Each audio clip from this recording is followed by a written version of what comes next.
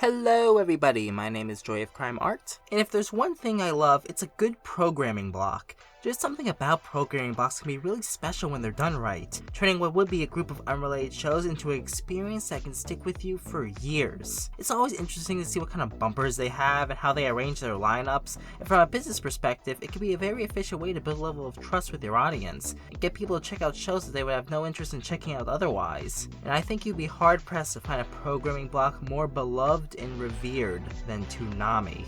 Created by Jason DeMarco and Sean Akins, Toonami was an action programming block that premiered on Cartoon Network on March 14, 1997, airing not just American-made action shows, but Japanese anime as well. And while Toonami may not have been the start of the anime boom here in the West, I feel like it definitely played a large role in the medium's initial popularization, as it helped introduce many classic series to a larger audience, airing the likes of Dragon Ball Z, Sailor Moon, Gundam Wing, Yu Yu Hakusho, Naruto, One Piece, and many, many more. Toonami was a massive hit for the network, and I think a lot of that success came not just from the shows, though that was definitely a factor, but also from the block itself. It felt like Toonami always went the extra mile when it came to providing a truly unique viewing experience for its audience. From the music, the animation, the general vibe the block had, going from Cartoon Network to Toonami almost felt like entering a whole different world.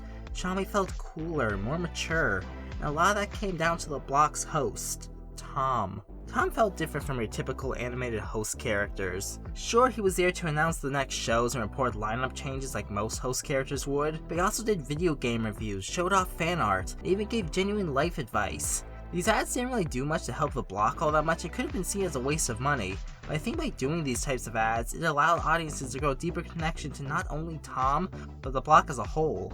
Tom didn't feel like a marketing mascot, he felt like your cool older brother. God, I love parasocial relationships. I think it was because of this deep connection to not just the shows, but the block itself that caused Toonami to become the massive success that it did, running for an unprecedented 11 years before finally coming to an end on September 20th, 2008. But what was the reason for the block's end? Well, there were many factors: changes in leadership at Cartoon Network, a dwindling budget, making Tom look like that. But one of the biggest factors was the rise of the internet.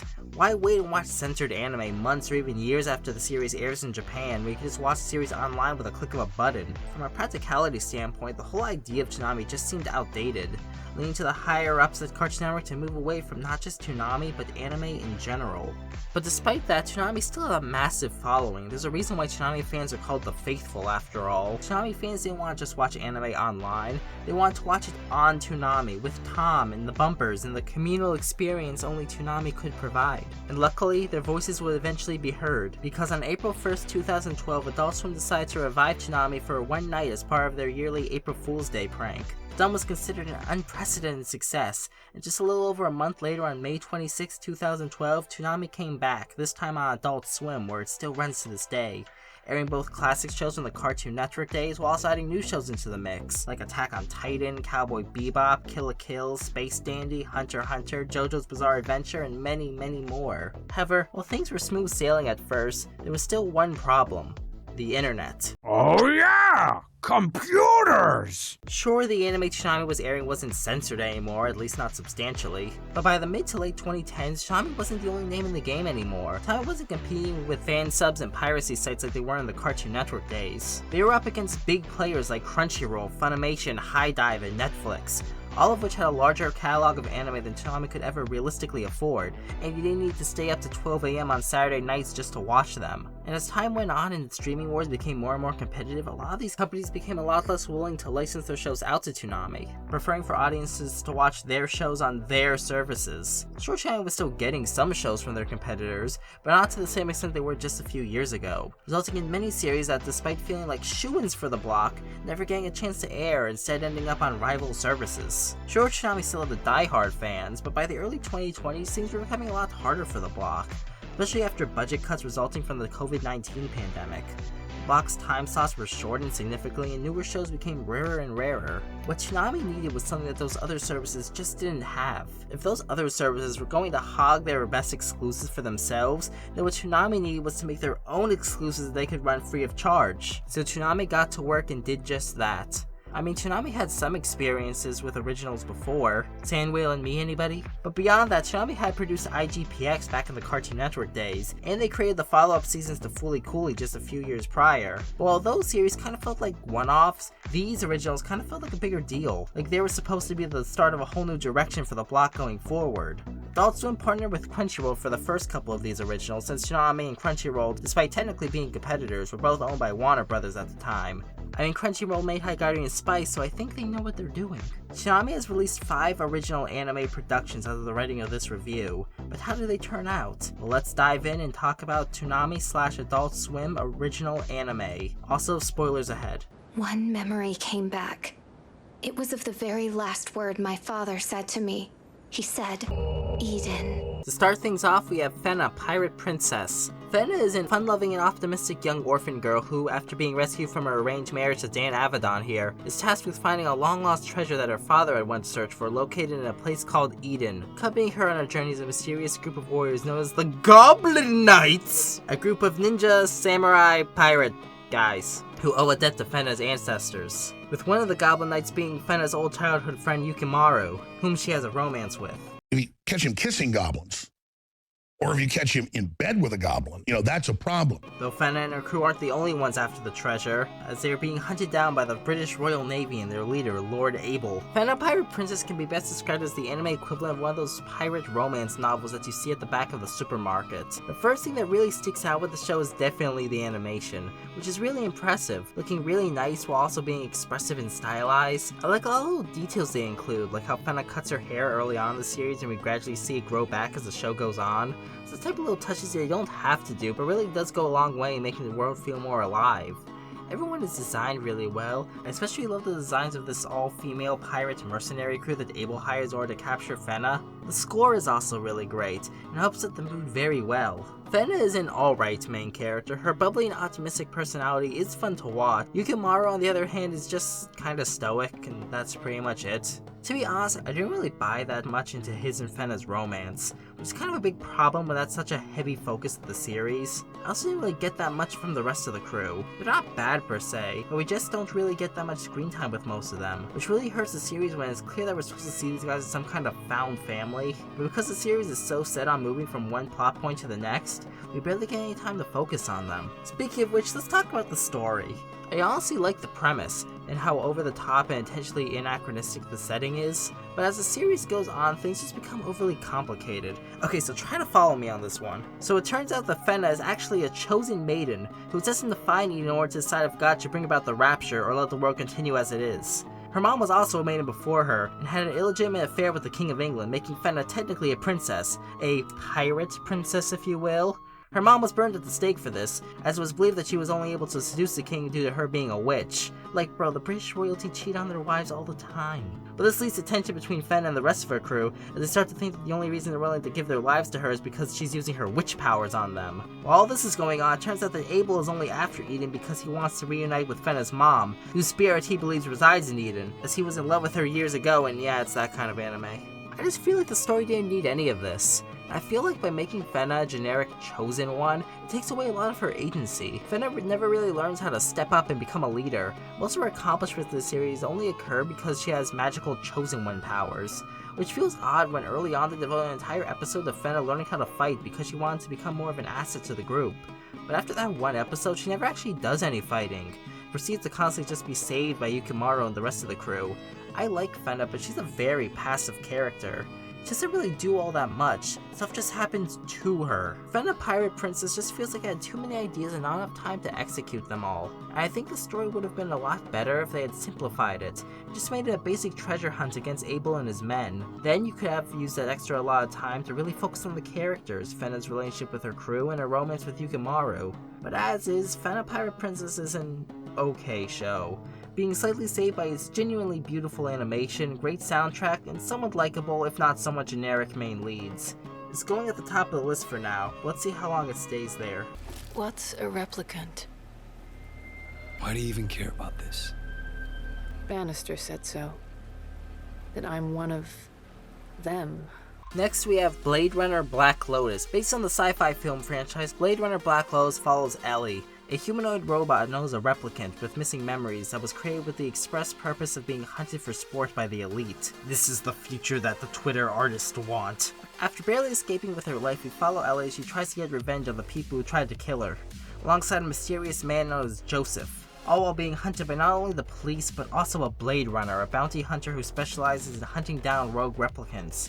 Overall, a fairly generic sci-fi premise that doesn't really do much to go beyond that. My biggest problem is with the characters. Despite the whole show's message being about how replicants can be just as human as we are, Ellie is not an interesting character. Outside of wanting revenge and wanting to remember her past, there's practically nothing to her. It could have worked if this was done intentionally. Like if she started the series not really having much of a personality because she was a replicant, but develops one as the series goes on.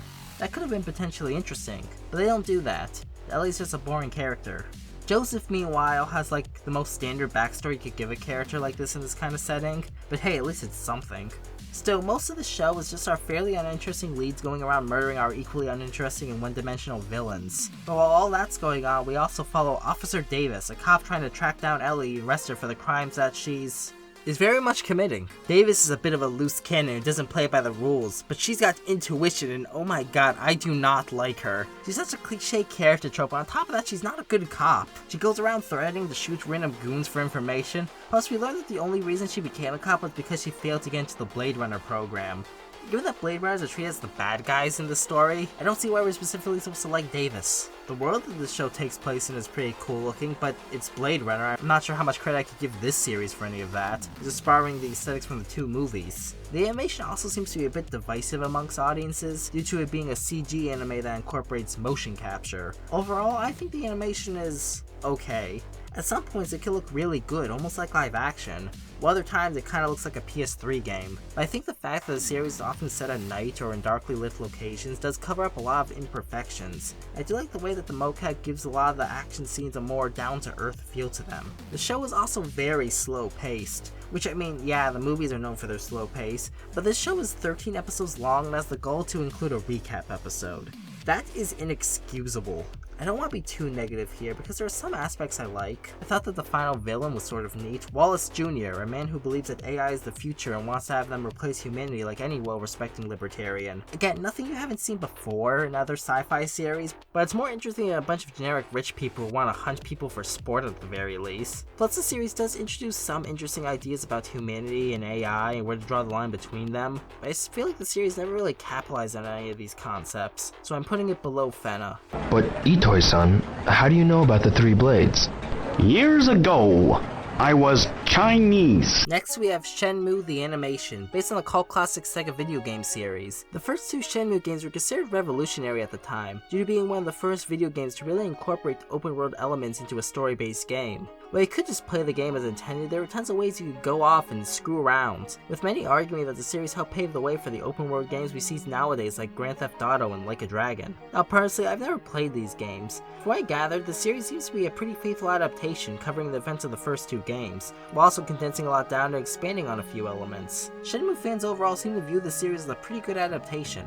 But how does the series stand on its own? Set in 1986 Japan, Shenmue follows Ryo Hizuki, a young martial arts prodigy who one day comes home to find his father murdered by a mysterious crime lord known as Long D. Now Ryo must track Long D down in order to get revenge and uncover the truth behind his father's mysterious past. The best place to start is with the characters. Ryo is an okay protagonist. He's likable enough, much like Ellie from Blade Runner, there really isn't that much to him beyond just wanting revenge. He's a pretty flat lead who's mainly just there to be an entry point to show off more interesting side characters, which works in a video game so you're supposed to see yourself as the character. But I feel like for an animated series you have to do a bit more to make your main character stand out. The various side characters, while not groundbreaking or anything, are a bit more interesting, often having their own backstories or at the very least their own gimmick that makes them stand out.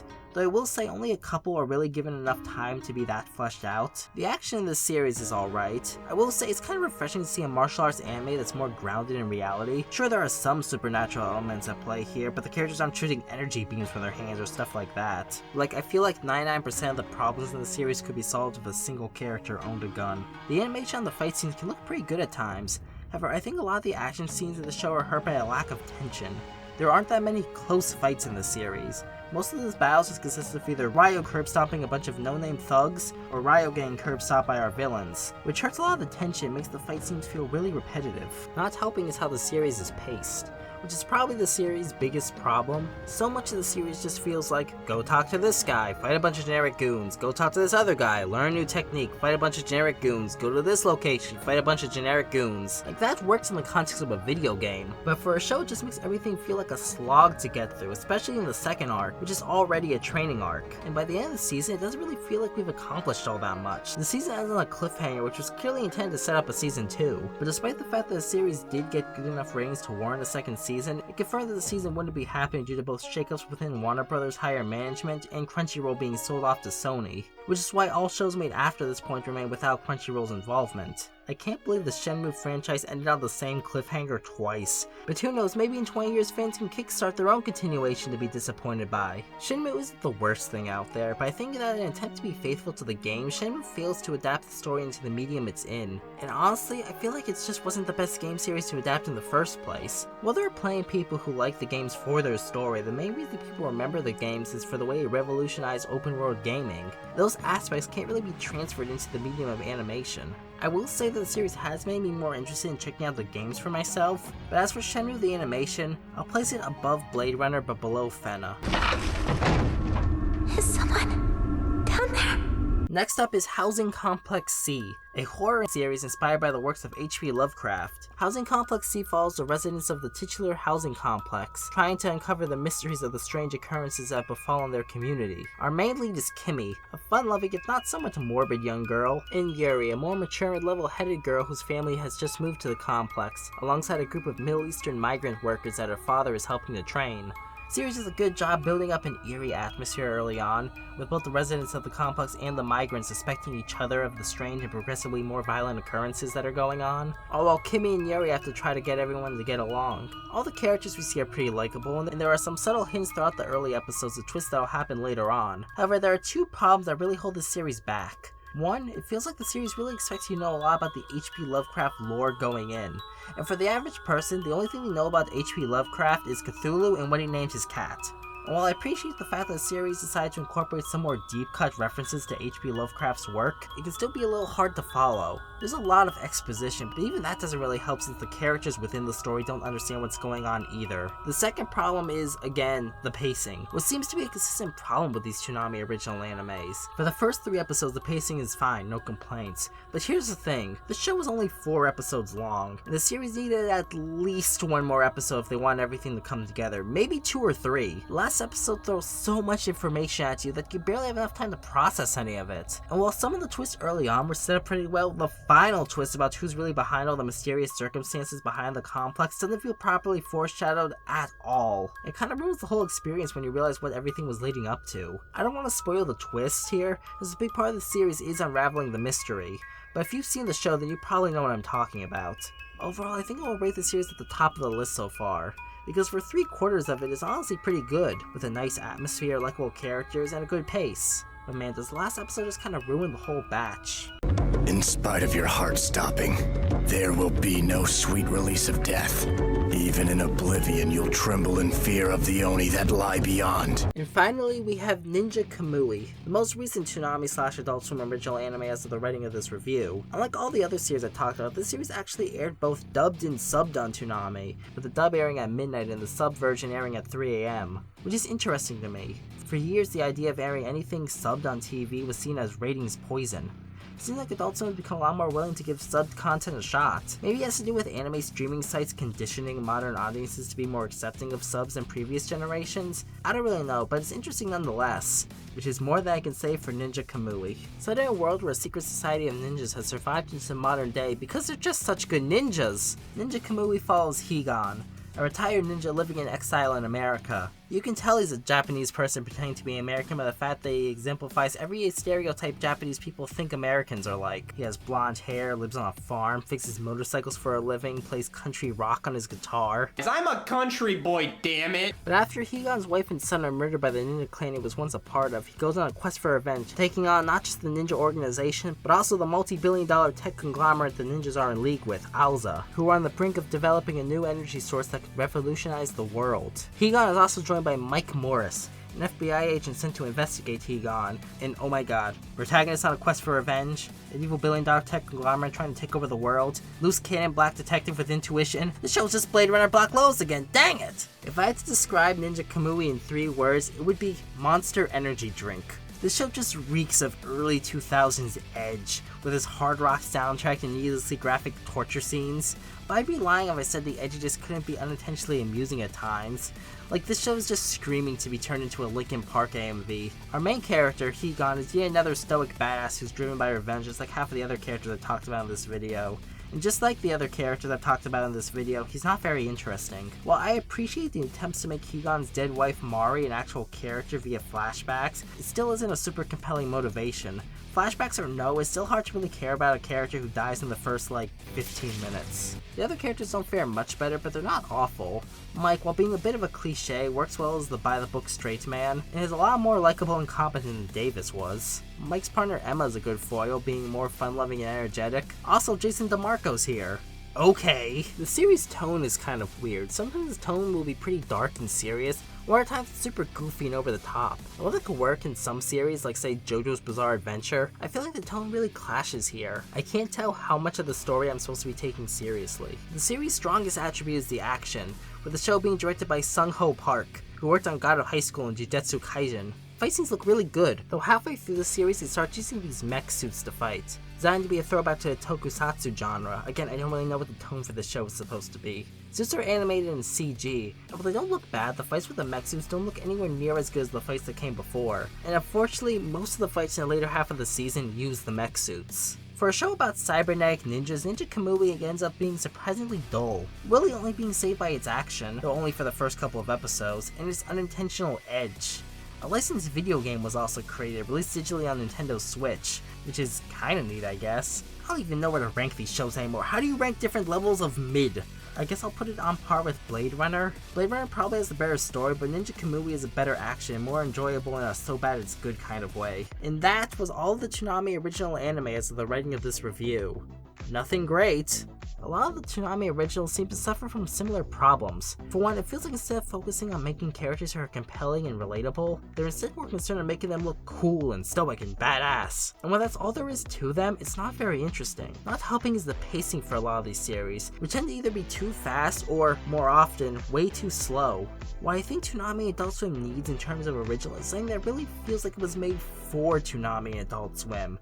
Because honestly, all these shows definitely fit the block, they kind of feel like it could have aired anywhere. Toonami and Adult Swim are going to have original anime that make it feel like an anime only they could make. Or maybe try making something like an original long-running shonen. Those are the shows that tend to be the most popular on Toonami after all. I assume they're avoiding making this because they don't want to commit to something that long, but I don't know, I feel like there isn't any harm in trying. It's sort of hard to gauge exactly how well these series did. Looking strictly at the ratings, it seems like the series all did well enough. That is with the exception of Ninja Kamui, which seemed to do exceptionally well on both Toonami and on streaming. Though unfortunately, it would appear that Fena, Blade Runner, and Shenmue were all written off for tax purposes back in the summer of 2021. I feel like this says less about the shows and more about the state of Warner Brothers as a whole. Though even if Warner Brothers hadn't written these series off, Sony's acquisition of Crunchyroll probably would have put the shows in some kind of legal limbo regardless. Heck, I wouldn't even be surprised if that was part of the reason why the shows were written off in the first place. Either way, Jason DeMarco confirmed that Toonami no longer has the rights to air these 3 series, with none of them being viewable on Max or Adult Swim's website. But all 3 series are still available to watch on Crunchyroll, though only subbed, as the English dub seem to no longer be available by legal means. Though Crunchyroll does have the Spanish dub for Blade Runner, thank God. Luckily, Housing Complex C and Ninja Kamui seem to be safe, with both series being viewable on Max, both dubbed and subbed. As for Toonami, they still seem to have at least 2 more original anime in production. Uzumaki, based on the famous Junji Ito manga, and Lazarus, created by acclaimed anime director Shinichiro Watanabe of Cowboy Bebop fame. But I definitely expect more anime to come to Toonami that we just don't know about yet. Sure, none of these Toonami originals have really been a game changer for the block, but they've still done well enough that I think they'll continue to play a role in the block going forward. Especially with it recently being announced that Warner Bros. Wants to invest more into the anime market. With Warner Bros. Selling off Crunchyroll, Toonami would be the best vehicle to do that. Despite my feelings about these originals, I think Toonami is going to be fine. Sure, they aren't able to acquire as many shows as they used to, but between their originals, the few shows they have been able to acquire, and Adult Swim's increasing focus on more Western-made action shows, and just straight up stealing stuff from Cartoon Network, the block has still been able to manage to keep a somewhat quality and consistent lineup despite it all. Heck, they even expanded to Friday nights with Toonami Rewind, a companion block dedicated to airing older anime series from the block's Cartoon Network days, which is a really smart way to attract new viewers while keeping costs low. Plus, like I said at the beginning, Toonami fans don't just watch Toonami for the shows. They watch it for the bumpers, the communal experiences, the curated selection. And until streaming finds a way to replicate that, I think Toonami will continue to have an audience. Have you seen any of these Toonami/Adult Swim original anime? And if you have, what do you think of them? Your thoughts in the comments down below. I genuinely want to hear what you all think. If you like this video, feel free to like it, subscribe, and consider checking out my Patreon if you want to see more videos like it. And as always, have a great day.